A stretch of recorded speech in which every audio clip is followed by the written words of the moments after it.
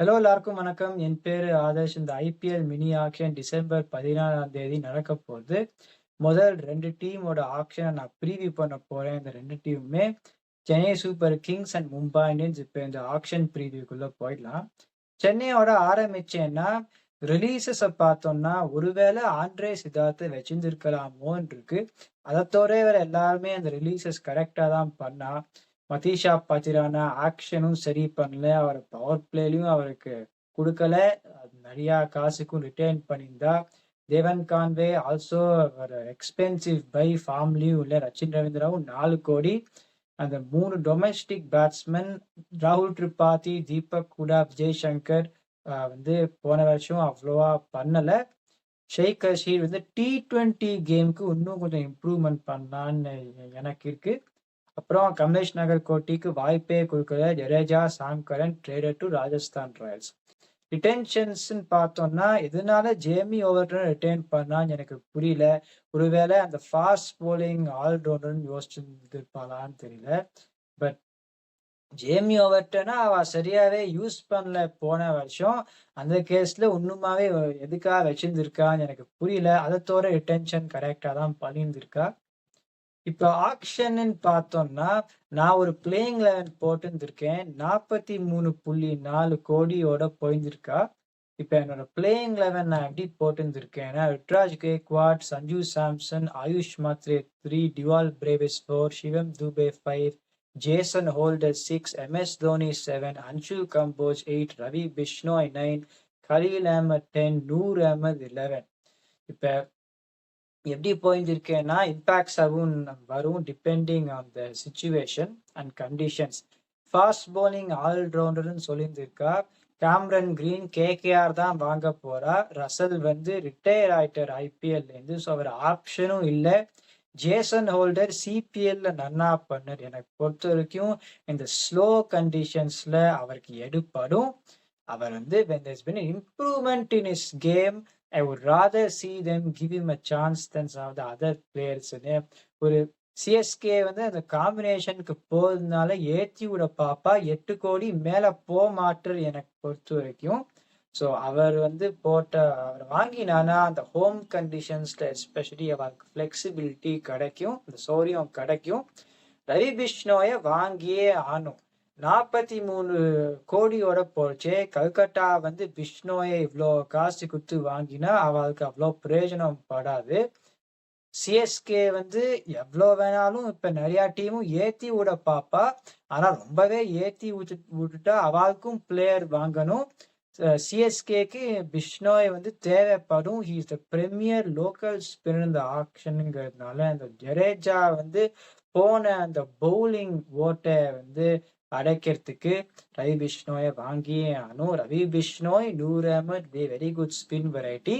Impact sub எப்படி போலாம்னா இப்ப நேத்தன் எலிஸ்க்கு ஒரு பேக்கப் நான் எப்படி சொல்றேன், நேத்தன் எலிஸ் ஒரு டிஃபென்சிவ் ஃபாஸ்ட் பவுலர். அதனால அவர் பேக்கப்பா டிஃபென்சிவ் ஃபாஸ்ட் பவுலரை வாங்குறதுல பிரயோஜனம் கிடையாது. ஒரு வேகமா போடுற அட்டாக்கிங் ஃபாஸ்ட் பவுலர் ஒரு மேட் ஹென்ரி, ஒரு ஆடம் மில் மாதிரி நேத்தன் எலிஸ்க்கு பேக்கப் வாங்கினா I can play one of them. அதுக்கப்புறமா ஜார்ஜ் லிண்டேன்னு போட்டுருந்துருக்கேன். இப்ப ஒரு சில ரூமர்ஸ் என்ன வந்திருக்குன்னா அக்கீல் ஹுசேனுக்கு போலான்னு சில பேர் சொல்றா.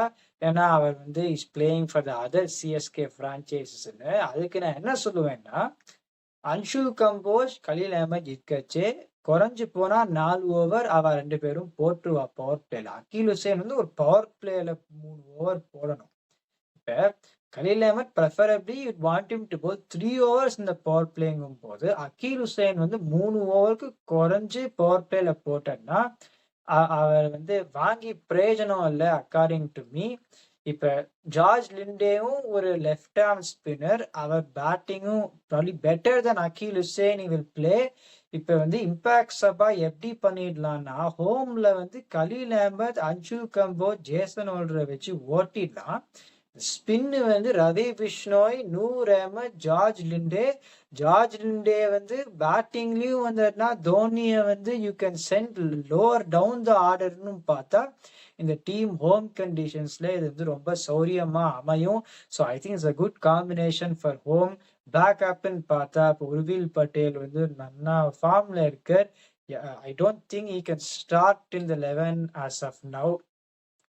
ஒரு கேள்விப்பட்டேன் that MS Dhoni, I hope this doesn't happen, but they're saying MS Dhoni ஒரு சில மேட்சஸ்க்கு வெளியில உட்காந்துன்னா உர்வில் பட்டேலுக்கு இல்லைன்னு. But I of course want MS Dhoni to play every match.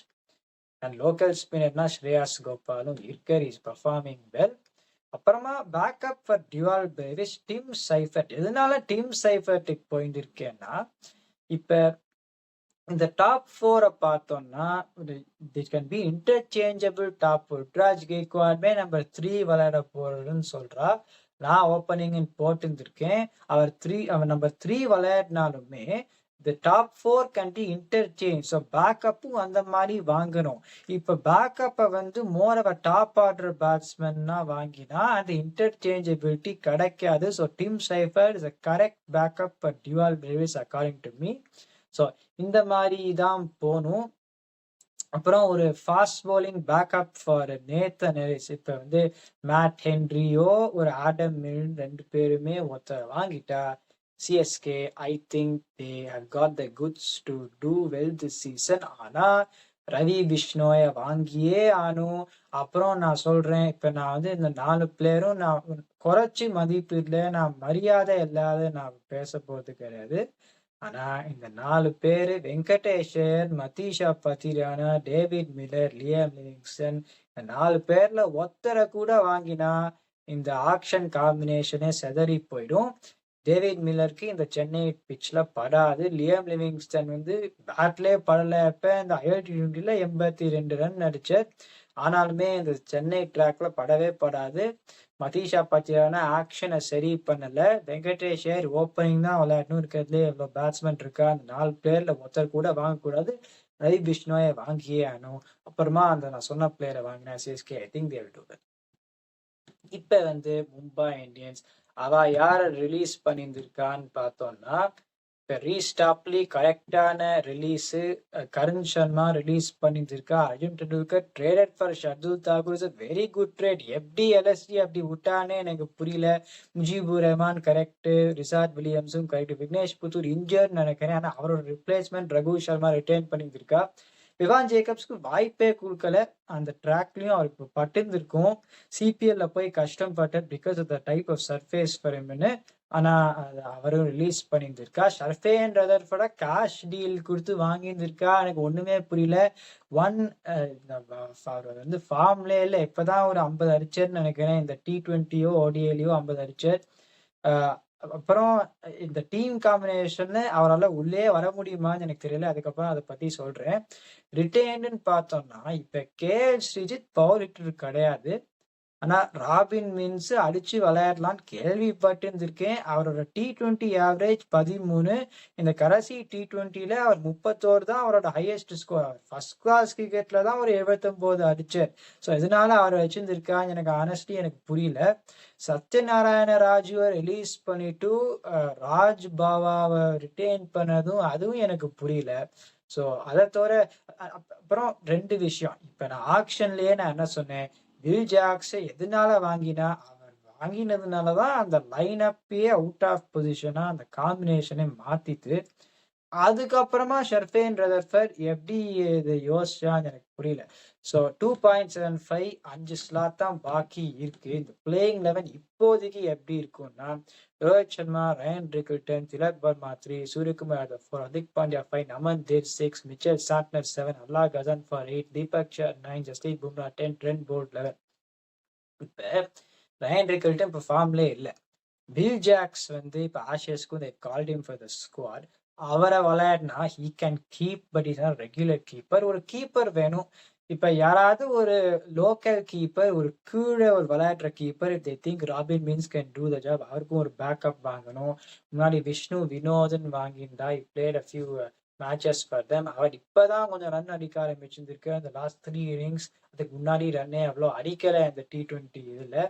So அவரை வந்து வாங்கினா then maybe they can play him as an impact sub. ஆனா என்ன சொல்றது, இந்த காம்பினேஷனை எதனால இப்படி பண்ணியிருக்கான்னு எனக்கு புரியல. ஏன்னா வில் ஜாக்சன் நுழைக்கணும்னா ரயன் ரிக்கில்டன் வெளியில உட்காரணும். அந்த லைக் ஃபார் லைக் கீப்பர் பேட்ஸ்மேன்ங்கிறது அதை வந்து மாத்தி பண்ணணும். அப்புறமா ஷர்ஃபேன் ரதர்ஃபர்ட் அதுக்கு மேல இப்ப ரயன் ரிக்கில்டன் வந்து உக்காத்தி வச்சுட்டு ஒரு இந்தியன் கீப்பர் போட்டா then you could put Sherfane Rutherford as an impact 7 போடலாம். So either way Will Jacks and Sherfane Rutherford is not ஒரு லைக் ஃபார் லைக் காம்பினேஷனை மாத்தி தான் அவளை அகாமடேட் பண்ண முடியும். ட்ரெண்ட் போல்ட்டுக்கு பேக்கப் கார்பின் போஷ். இப்ப கார்பின் போஷ் வந்து குட் பவுலர். நான் உடனே ஒண்ணு சொல்லுவேன்னா அவர் இந்தியால அந்த சரியான லெங்த் போறல. ட்ரெண்ட் போல்ட் வந்து ஃபுல்லர் லெங்ஸ் போட்டு ஸ்விங் பண்ற போல பவர் பிளேல விக்கெட் டேக்கர் 3 ஓவர் போட முடியும். இப்ப தீபக் சஹர் பும்ரா இருக்கா அவரோட இதே இல்லைன்னா இது என்னன்னா இப்ப பும்ரா வந்து இவ்வளவு ஃபாஸ்ட் போலரை வச்சுட்டு பவர் பிளேல மேக்சிமம் ஒரே ஒரு ஓவர் போடலாம். இல்லைன்னா போலிங்கே போட வேண்டாம் பவர் பிளேல பும்ரா. ஸோ அந்த கேஸ்ல கார்வின் போஷ் வந்து ஏதாவது ட்ரெண்ட் போல்ட்டுக்கு ஆச்சுன்னா கார்வின் போஷ் சப்ளிமெண்ட் பண்ண முடியுமா எனக்கு தெரியல. அவர் லெங்த் இந்தியால சரியா அடிக்கல. ஸோ இப்ப வில் ஜாக்ஸ் ஷர்ஃபேன் ரதர்ஃபர்ட வாங்குறதுக்கு பதிலாக நான் என்ன பண்ணியிருப்பேன்னா என்ன சொல்றது ட்ரெண்ட் போல்ட்டுக்கு ஒரு ஃபாஸ்ட் போலிங் பேக்கப்பே எடுக்க முடியாது. But still someone you can say can bowl the fuller lengths and you still don't have to bowl Bumrah that much in the power play. அதுதான் எனக்கு புரியல. Ashwani Kumar is there but Trent Boult is Trent போல்ட்டுங்கிறதுனால I would try to get as much like for like backup as possible rather than Sherfane Rutherford. இப்ப அவ என்ன யோசிக்கலாம்னா பேட்டிங்கை strengthen பண்றதுக்கு அந்த combination batting include பண்றதுக்கு கசான்ஃபரை உக்காத்தி வைக்கிறதுன்னு நான் சொல்லவே மாட்டேன். Ghazanfar is one of the most exciting prospects now. அவருக்கு சில சமயம் கொஞ்சம் இன்ஜுரி வரும். I hope that doesn't happen. நல்லா போன சீசன் விளையாடல. கசான்ஃபர் விளையாடினா ஒரு சில டீகோட் பண்றதுக்கு பண்ணவே முடியாது இப்போதைக்கு. And I hope that he remains fit and I hope they play him. Raghu Sharma வந்து நான் கேள்விப்பட்டிருந்திருக்கேன் ஒரு நல்ல போலர்னு. ஆனா Mitchell Santner Raghu Sharma you don't know what is going to Mitchell Santner defensive போர்டோட போனா when you got someone like Ghazanfar எனக்கு புரியவே இல்லை.